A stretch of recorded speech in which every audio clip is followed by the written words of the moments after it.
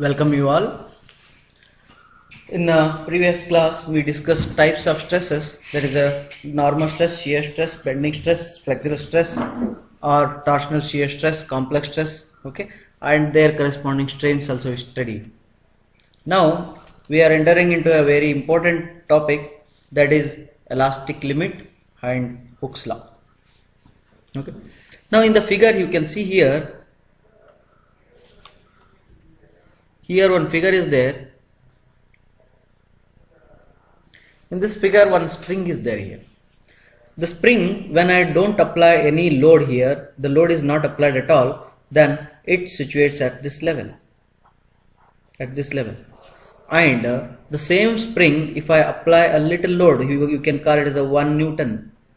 1 Newton load if I apply here, then when I apply, then this is elongated.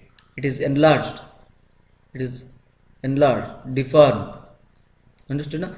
This length is increased here from here to here. Then again if I apply, the initial already 1 Newton is there. Along with that, if I apply another 1 Newton, then what happens? It again enlarges its length. Then if I remove this load, then it may come back to the second diagram. This is the first, second and third, and in the third diagram 2 Newtons I applied. From the third diagram, if I remove this 1 Newton, then it may come to this position. This may come to this position.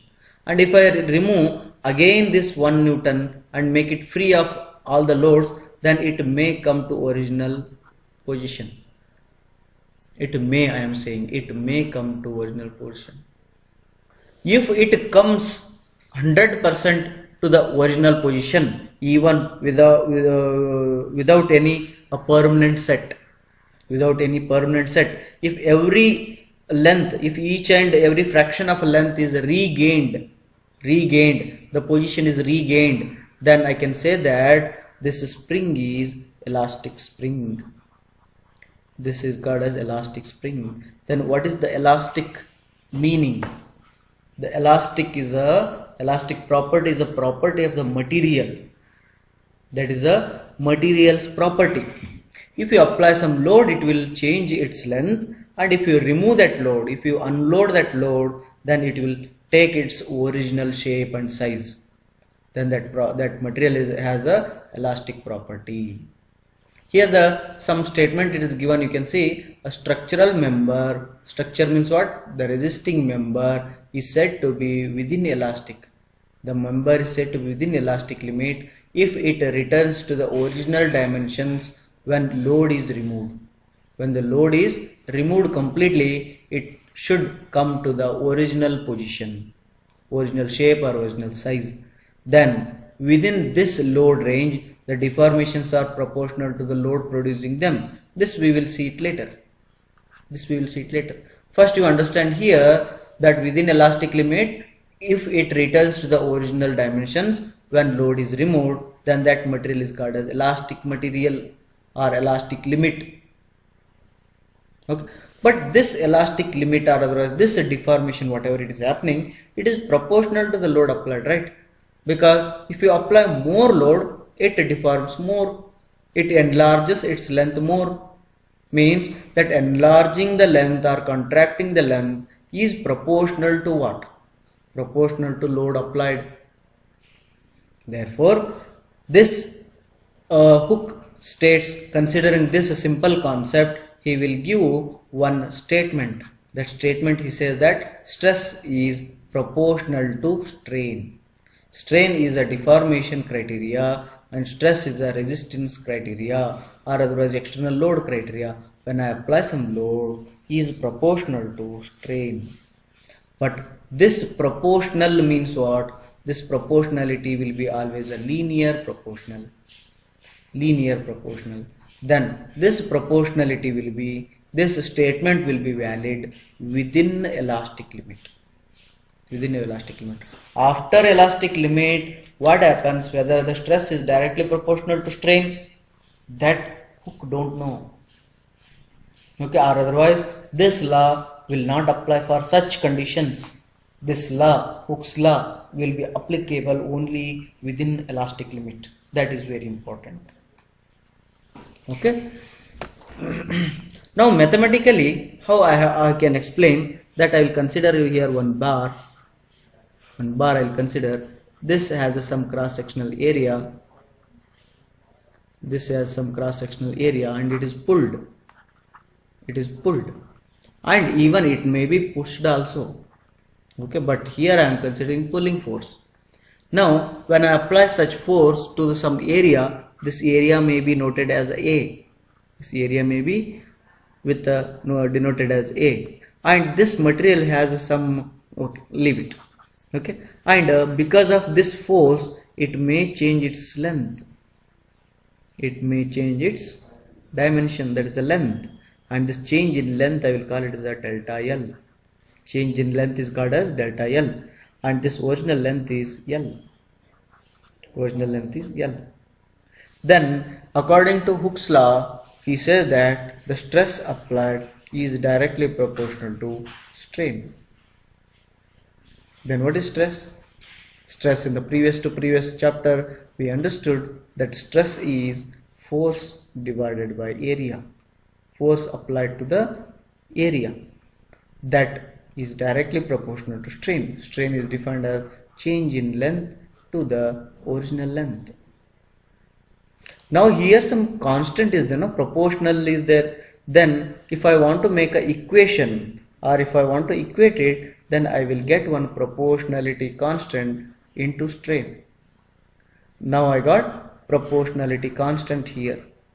This proportionality constant is called as elastic constant. Elastic constant. Otherwise, Young's modulus. Young's modulus. Okay, or modulus of elasticity. Modulus of elasticity. This is called as modulus of elasticity. Okay, this is Young's modulus, and here this equation becomes P by A is equal to E into delta L by L. See, this is the Hooke's law. Actually, Hooke's law is, and here only, this is on simplification. Even you can write a simplified equation for Hooke's law is P by A equal to E into delta L by L. Then what is this E, Young's modulus? What is this E? That is already also called as modulus of elasticity or Young's modulus. Here it is written, see, within the elastic limits of a material, within the limits in which Hooke's law applies, both are same, it has been found that stress by strain is constant. Correct. That is, stress is directly proportional to strain, then stress is equal to Young's modulus into strain, then Young's modulus equal to stress by strain. Here, stress by strain is always constant. If stress increases, strain increases, stress decreases, strain decreases, but their ratio will remains constant. Their ratio remains constant. If a stress is 1, then strain may be 2. If a stress is 4, strain may be 8. If a stress is 16, strain may be 32. But the ratio, see, 1 by 2, 4 ones are 4 to the 1 by 2, 16 ones are 16 to the 1 by 2. Means the ratio is Young's modulus is always constant, but stress and strain may vary.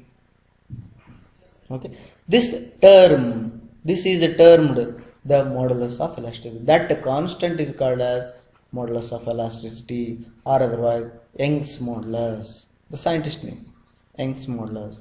This is usually denoted by the letter E and has the same unit of stress. How? Because Young's modulus equal to stress by strain. Strain don't have any unit. Stress as a unit of Newton per mm square or Newton per meter square. Then Young's modulus will also have a unit Newton per mm square or Newton per meter square. Okay. From the previous, here in the box, whatever that is written, P by A equal to E into delta L by L.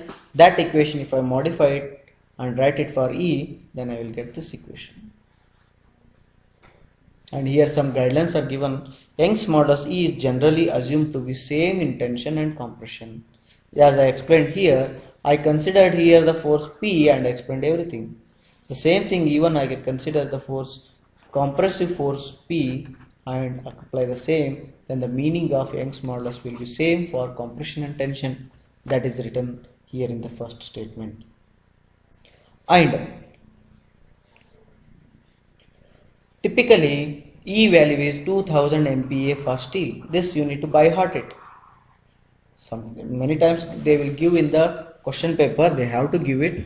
And even though in some competitive exams, if they mention the material as a steel, then Young's modulus you can imagine, that is assume, that is 2 into 10 raised to 5 MPa. 2 into 10 raised to 5 MPa. In some textbook they will even write it like 200 GPa. Both are same. 200 GPa, 2 into 10 raised to 5 MPa, both are same. How both are same? Work it out. Next, this is determined by conducting tension or compression test on specimen in the laboratory. Okay, this how to determine the Young's modulus for the material. That material you need to bring to the laboratory. In the laboratory you need to perform one test. In that test you will draw a graph. That graph is a stress strain curve graph, and there you will be guided to calculate the Young's modulus. Okay, now that we will see in the next slide. That is how to get this Young's modulus and how to draw stress strain curve for the mild steel. Okay. Here it is, tension test on mild steel. Here the word is given here, tension test. It is not necessary, or otherwise it's not compulsory that you need to do tension test only to get the Young's modulus. No, you can do compressive test also, compression test also to get the mild steel. But by doing a tension test on mild steel, some important features in the graph you can observe it, and you can get the meaning of each and every point in the graph. Therefore we always choose mild steel for the test. Mild steel for this. Mild steel means it is a smooth steel, and tension is it will give you some important points on the graph. Okay, and now this is a machine. Here what you are going to see, this whatever you are going to see here, 1 minute. This whatever you are seeing, this is a machine. This machine is called as UTM. UTM means Universal Testing Machine. This Universal Testing Machine you are going to see in the Building Material Laboratory, Material Testing Laboratory, BMT Laboratory. You have a laboratory this semester, BMT Lab, Building Material Testing Laboratory. One lab you have in the, I think it might be 18CV37, L37 or L38, I don't remember exactly. Okay, now this is the BMT lab.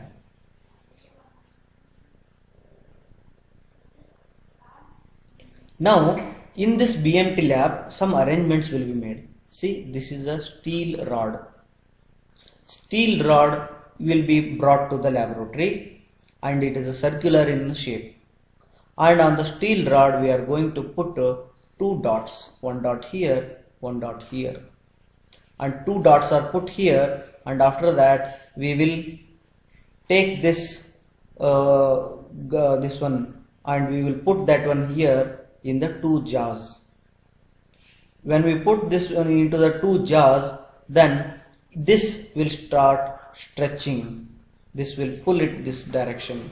When it pulls, then its cross-sectional area reduces and it breaks. When it breaks, then the length initially it was this much, and later see the length has increased. The length has increased, and the cross-sectional area is also initially this much. The later when it fails, the cross-sectional area is also small. And the process of that expansion from here to here, it will take lot of load and it will stretches its length and it cuts, right? Means here that process whatever that happened, if I draw that process into the graph, then I will get this curve. This curve I will explain in the next class. In the next class I will explain this one. Okay, here in this slide you just understand how this test is done in the laboratory. That I will explain by considering one virtual laboratory is there. I will show it how exactly it is worked. Okay.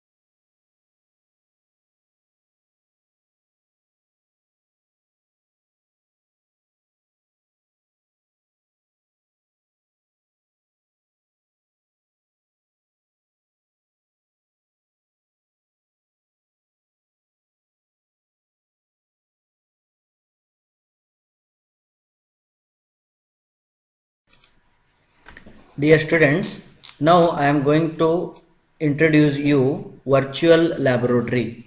This is done by Ministry of Human Resource and Development, and here you can see virtually all the laboratory and experiments. This is very useful in this lockdown periods and online classes and all. See, I am in the previous just before this few minutes I was explaining that elongation test or tensile test for mild steel, and the tensile test for mild steel, to explain that one I am using this virtual lab. How that exactly the test is conducted in the laboratory. Okay, because you cannot come to the laboratory in the lockdown period, therefore I am only taking you to the laboratory, but it is not our laboratory, it is a virtual laboratory, and whatever the machines you are going to see here, the same thing it will be there in the laboratory, and the same procedure whatever I follow here in this video will be followed in the laboratory. Okay, for that even you can search this one in your home also. Just open a laptop or computer, there here in the browser you type it vlab.co.in, vlab.co.in, then you will get this page, and in this page come down and take here civil engineering. When you take a civil engineering, all civil engineering virtual labs will come here. All civil engineering labs will come here. Geology is there, virtual structural dynamics is there, strength of material, surveying, everything is there. Here I take surveying, strength of material lab. Here another strength of material is also there, basic engineering mechanics and strength of material lab. This one don't consider. IIT Hyderabad, you come to strength of material lab by NIT Surathkal. This one will consider, NIT Karnataka. Then here you can see introduction is there, list of experiments, target audience and course aligned, everything is there, but you concentrate on a list of experiment. Then all the tests whatever that comes in strength of material, that all the tests setup is there here. Okay, here in this chapter we are about to see that tensile test and mild steel. By this we will go ahead with the module 1. Therefore I am going to show you tensile test and mild steel. That I will click. When I click that one, I will get this page. Here theory is there, means why that tensile test is done for the mild steel, and after that how the curve will be shown, that all thing it will come here, and even some definitions also comes here. And this I am going to explain in tomorrow, after tomorrow's class. After this next video you come back again to the virtual lab and you can download this PDF. Okay, this you can download it, it becomes very useful. I explain orally, you can have a typed material here.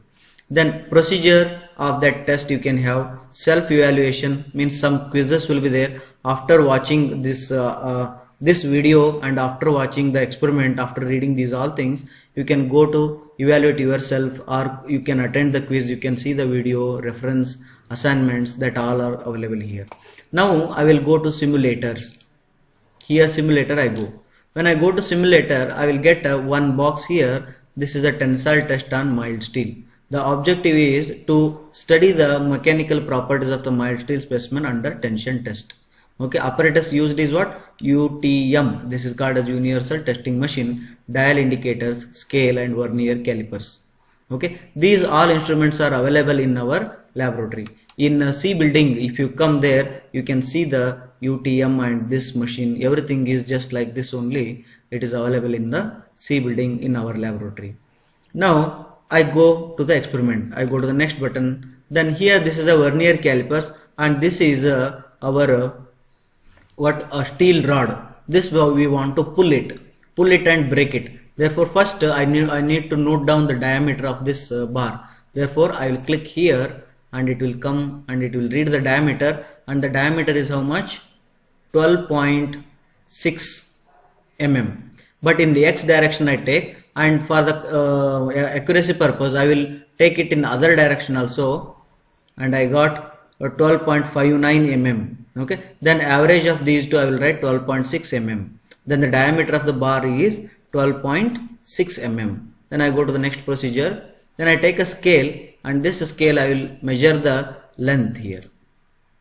The length from here to here, it is 186 mm. The length of the specimen. If this is a grip, this is a grip, and this is a grip, and between a small diameter is there, no, that is the length, that is the specimen, and the length of the specimen is 186 mm. Okay, 186 mm. Now go to the next. Then here that specimen I will put in some gripper, and after that I will put some dots here for identification. Here by using a hammer I am going to put some dots. Hammer and nail is there. I will put some dots here. Like that, 4 dots I put here. See, you can see the 4 dots are there. Okay, we call them, the length between the 2 dots is one formula is there. By that formula we will write it. Here is there.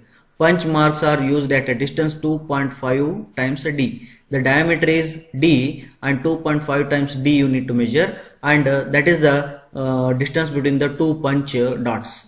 Okay, for that you need to draw. This is called as a gauge length. This is called as gauge length. Now I go to the UTM, that is a big instrument is there, and here the jaws are there. This is upper jaw and lower jaw, and this is a rotating arm. By rotating this lower jaw will go up and down. Therefore I will just press this one and it will start rotating, and it is adjusted. Here that specimen which is nailed here, that 4 punches were there, that I will keep it, and I will bring it and put in the jaws. Just I put in the machine, I will click this button and it will go up and it will adjust itself. Now I will fix the dial gauges here. The dial gauges means they will measure the elongation of the bar. Now the dial gauges are put, and go to the next procedure. And this dial gauges will not show a 0 reading that you will see in the laboratory, and I will press here and they become 0, means it starts reading. Then here I will press and it starts reading. Then I will go to the next button. Then here the machine is, everything is ready. That bar is kept here, that 4 dot bar is kept, dial gauges are kept, and they made 0, and everything is ready. Here hydraulic machine is there. This green button I will press and I will on the hydraulic machine. When I on this one, then it will start stretching. Then the load also you can see in the monitor here, and you can just see. I will press it. Then here load, extension and scale I am going to see, and these all readings are coming down. And see here, this is stretching, and you can observe here this is contracting. The cross sectional area is reducing. Now it got break. Right? The mild steel bar is got break, and now I will off the machine. I off the machine. Then here the data are there. These data I can download it if you want, but I will go ahead, and that data, by using that data, load is taken here, and ivory scale in mm, that is the deformation taken here, and I got a load versus deformation curve this way. Okay, this is not required. Now after that experiment, I will bring that broken piece of rod, then I will put them like that, and I will measure the change in diameter. The diameter is reduced, and that change in diameter I am going to measure. See, the final diameter is 87 mm. Initially it was a different, and now it is 87 mm. Now if I go to here, then the length is also changed. The length is also changed. That how much it is changed, I will measure it. Then the length is 31.44 mm. Okay, the length is 31.44 mm, final length between the 2 punches. Earlier it was a less 2.5 times the diameter, but here it might be more than that I got. Then after that I will calculate some stresses and all by using some observations I will write and all. These are all things you will do in the laboratory experiment. Okay, and if you are very interested, you can go through here also. The way how I operated, the same way you can also operate all the experiments in the civil engineering and get a glance how it will be done. Okay, and it becomes very useful when you attend laboratory exams. Before that, you go to the virtual lab and operate it here and revise your procedures, whatever you understood, and go to the laboratory so that you don't do any mistakes. Okay, and here observations, graph and check are there, that you can download it and keep it with you. Okay, now this is a virtual laboratory. From this experiment we came to know that how mild steel is undergone through a tensile test, and how it is that experiment is done. and after this experiment what all things we'll be doing, that I am going to explain in the next video. Thank you very much.